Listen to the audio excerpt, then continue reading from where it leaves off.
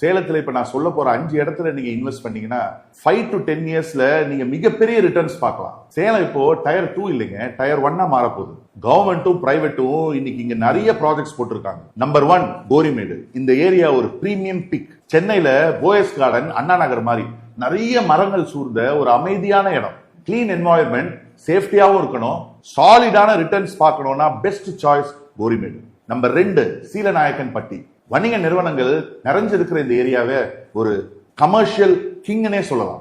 இங்க 3 முக்கியமான தேசிய நெடுஞ்சாலைகள் இணையற இடம். இங்க லாஜிஸ்டிக்ஸ், கமர்ஷியல் ஸ்பேஸ், ரெண்டல் இன்கம்னு சூப்பரா இருக்கும். 2026ல வாங்கி 2031ல வித்தா கூட ஹியூஜ் ரிட்டர்ன்ஸ் கேரண்டி.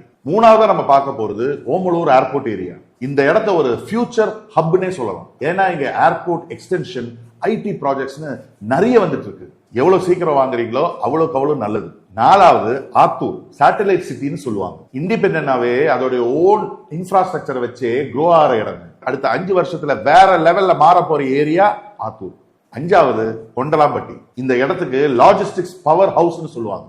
இங்க ring road connectivity, industrial boom, warehouse டிமாண்ட்னு சொல்லிக்கிட்டே அடுக்கிக்கிட்டே போலாம்.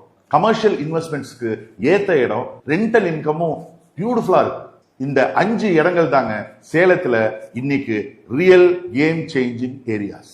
லேண்ட் வாங்குறதுக்கு முன்னாடி DTCP approval, master plan, zoning documents எல்லாம் 1க்கு 4 வாட்டி செக் பண்ணிட்டு வாங்குங்க.